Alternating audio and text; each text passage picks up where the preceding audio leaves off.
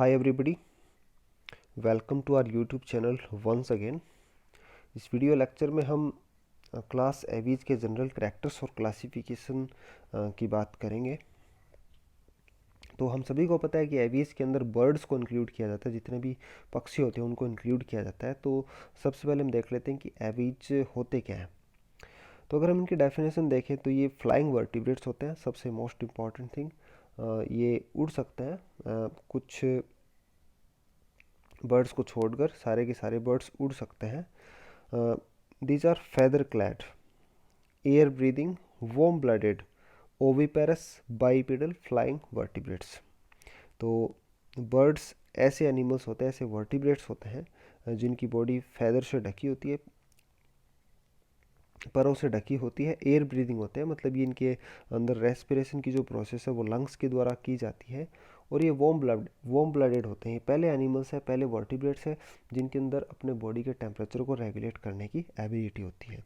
Oviparous होते हैं, egg laying vertebrates होते हैं। ये बाइपेडल, मतलब दो पैरों के ऊपर ये गति करते हैं। तो ये तो बात हो गई बर्ड्स की डेफिनेशन की। अब हम देखेंगे इनके जनरल करैक्टर्स। अब हम देखेंगे इनके जनरल करैक्टर्स। तो सबसे पहला इनका जो जनरल करैक्टर वो है, इनकी बॉडी स्पिंडल शेप्ड होती है, दोनों तरफ से पॉइंटेड होती है, जिससे कि एयर के अंदर आसानी से मूवमेंट कर सके। और बॉडी हेड, नेक, ट्रंक और टेल के अंदर डिवाइडेड होती है। इनकी जो जबड़ों की हड्डियाँ होती है, जॉ बोन्स जो होती हैं, ये दीर्घीकृत होकर ये आगे की तरफ फैलकर एक बीक अथवा बिल, मतलब चोंच का फॉर्मेशन करती है, जो कि इम्पॉर्टेंट कैरेक्टर है बर्ड्स का।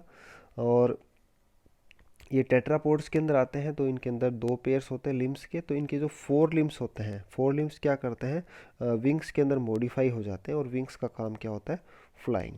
तो four limbs are modified as wings for flying. इनके जो हाइंड लिम्स होते हैं, तो हाइंड लिम्स को हम क्या बोलेंगे यहाँ पे, लेग्स। और तो हाइंड लिम्स बड़े होते हैं और ये कई टाइप से मॉडिफाइड होते हैं। कई टाइप के जो फंक्शंस होते हैं इनके लिए अडेप्टेड होते हैं, जैसे कि वॉकिंग, रनिंग, स्क्रैचिंग, छीनने के लिए पर्चिंग। तो जैसे तार के ऊपर या किसी पेड़ की डाल के ऊपर ही बैठते हैं, तो इसको हम बोलते हैं पर्चिंग। फूड कैप्चरिंग, स्विमिंग अथवा वेडिंग। तो जैसे हम इनका क्लासिफिकेशन पढ़ेंगे, तो क्लासिफिकेशन इनके अलग अलग ग्रुप्स देखेंगे। तो इनके जो ग्रुप्स होते हैं उनके हैबिट्स के अनुसार इनके ग्रुप्स बनाए गए हैं। अब जो प्रत्येक फुट होता है, इसके अंदर 4 टो पाए जाते हैं, और इनमें से जो पहला होता है उसको हेलेक्स बोलते हैं। हेलेक्स क्या होता है, पीछे की तरफ मुड़ा हुआ होता है। इनके अंदर एक्सोस्केलेटन, भाई ये कंकाल जो होता है वो एपिडर्मल होता है और हॉर्नी होता है। ठीक है, तो डेड होता है ये। किस किस चीज़ का बना होता है ये, फेदर्स का बना होता है। फेदर्स का काम क्या होता है, फेदर्स क्या करते हैं, बॉडी के ऊपर एक कवर बनाते हैं जो कि बॉडी को इंसुलेट करने का काम करता है और बॉडी को वार्मथ प्रोवाइड करता है। इसके अलावा एक्सोस्केलेटन के रूप में लेग्स के ऊपर स्केल्स भी पाए जाते हैं, और टोज के ऊपर क्लॉज या नखर पाए जाते हैं, और बीक के ऊपर क्या होते हैं, शीथ पाई जाती है। इनकी स्किन जो होती है ड्राई होती है, और स्किन में किसी भी टाइप की ग्लैंड्स नहीं होती है, एक्सेप्ट जो रूफ होती है टेल की, इसके ऊपर ऑयल अथवा प्रीन ग्लैंड्स पाई जाती है। इनकी जो पेक्टोरल मसल्स हैं, पेक्टोरल मसल्स फ्लाइट के लिए होती है, और ये वेल डेवलप्ड होती है। एंडोस्केलेटन इनका फुली ओसिफाइड होता है, बोन्स का बना होता है। अब यहाँ पे जो बड़ी बोन्स होती हैं वो कैसी होती है, न्यूमेटिक होती है।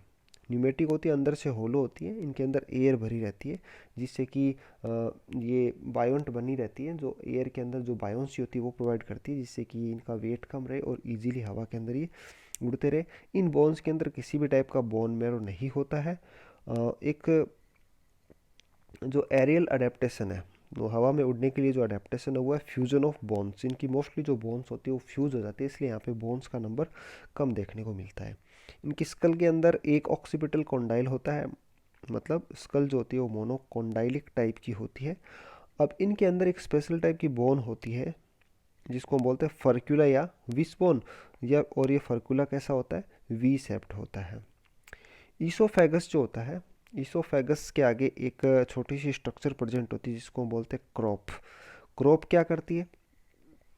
क्रॉप बर्ड्स मिल्क प्रोड्यूस करती है। इसके अंदर पार्शियली डाइजेस्टेड फूड होता है जिसको हम बोलते हैं बर्ड्स मिल्क। तो ये मैमल्स का जो मिल्क होता है उससे डिफरेंट होता है।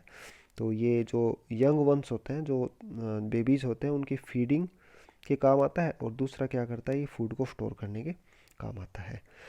स्टमक जो होता है, स्टमक के अंदर दो पार्ट होते हैं। एक तो होता है प्रोवेंट्रिकुलस जो कि ग्लैंडुलर होता है, ग्लैंड की तरह काम करता है, और दूसरा क्या होता है, मस्कुलर गिजार्ड।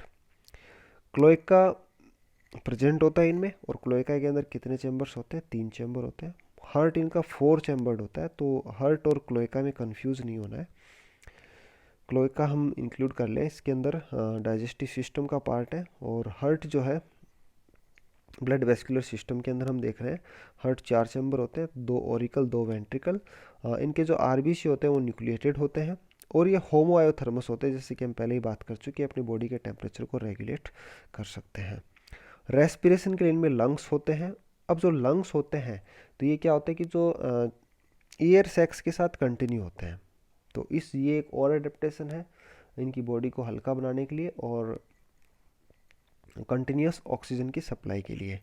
इनके लैरिंग्स के अंदर वोकल कॉर्ड्स नहीं पाए जाते हैं, तो फिर ये साउंड कैसे प्रोड्यूस करते हैं, वॉइस कैसे प्रोड्यूस करते हैं? तो वॉइस को प्रोड्यूस करने के लिए इनके पास होता है साउंड बॉक्स अथवा सेरिंग्स। अगर हम एक्सक्रीशन की बात करें तो इनके जो किडनीज हैं वो मेटानेफ्रिक होते हैं। अब सबसे इम्पॉर्टेंट थिंग यहाँ पे ये है कि बॉडी के वेट को हल्का करने के लिए, बॉडी को हल्का करने के लिए इनमें यूरिनरी ब्लैडर अब्सेंट होता है, अर्थात ये यूरिन को स्टोर ही नहीं करता है। ठीक है।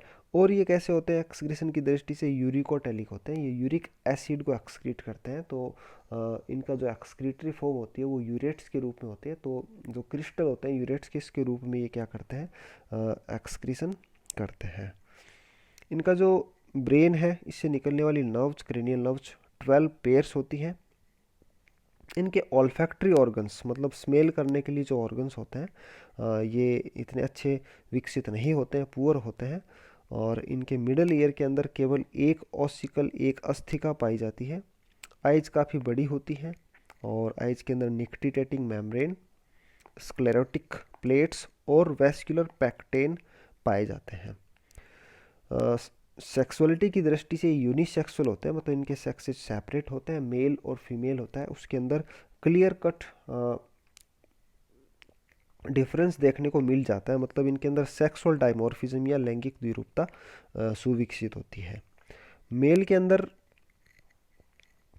टेस्टिस पाई जाती है, और टेस्टिस कैसे होते हैं? एब्डोमिनल होते हैं। टेस्टिस कैसे होते हैं? एब्डोमिनल होते हैं। मैमल्स की तरह नहीं होता जिनके अंदर एक्स्ट्रा एब्डोमिनल होते हैं, यहाँ पर टेस्टिस एब्डोमिन के अंदर ही स्थित होते हैं, और स्पर्म डक्ट्स भी पाई जाती हैं। अब यहाँ पे कॉपुलेटरी ऑर्गन नहीं मिलेगा, बर्ड्स के अंदर कॉपुलेटरी ऑर्गन नहीं होता एक्सेप्ट रेटाइट्स, जो रेटिटी के सदस्य हैं इनको छोड़कर, रेटाइट्स, डक्स और गीज को छोड़कर कॉपुलेटरी ऑर्गन देखने को नहीं मिलता है। फीमेल्स के अंदर केवल एक लेफ्ट ओवरी बचती है, तो ये भी एक अडेप्टेशन है इनके वेट को कम करने के लिए। फीमेल्स के अंदर एक सिंगल लेफ्ट ओवरी बचती है, और लेफ्ट ही ओविडक्ट होती है। राइट जो ओवरी और राइट ओविडक्ट जो होती है वो वेस्टिजियल होती है, अवशेषी होती है। फर्टिलाइजेशन के अंदर इंटरनल होता है। ओविपेरस होते हैं ये। एग्स इनके बड़े होते हैं जिनके अंदर एग योग की अच्छी अमाउंट होती है, और एग्स जो होते हैं इनके बाहर एक हार्ड कैल्शियम का बना हुआ कवच पाया जाता है। डेवलपमेंट इनके अंदर डायरेक्ट होता है, मतलब लार्वल फॉर्म देखने को नहीं मिलती है। अब अंडे से जो भी हैचलिंग निकलता है, जो भी यंग वन निकलता है, वो या तो फुली फॉर्म्ड होता है, तो इस टाइप के डेवलपमेंट को होता है प्रिकॉशियल, या फिर कैसा होता है इमेच्योर। इस टाइप के डेवलपमेंट को क्या बोलते हैं? एल्ट्रिशियल। नॉर्मली बर्ड्स के अंदर देखा गया है कि इनके अंदर जो पेरेंटल केयर है, पैतृक संरक्षण जो होता है, वो सुविकसित होता है। तो नेक्स्ट वीडियो अपना इनके क्लासिफिकेशन के ऊपर रहेगा। Thank you so much.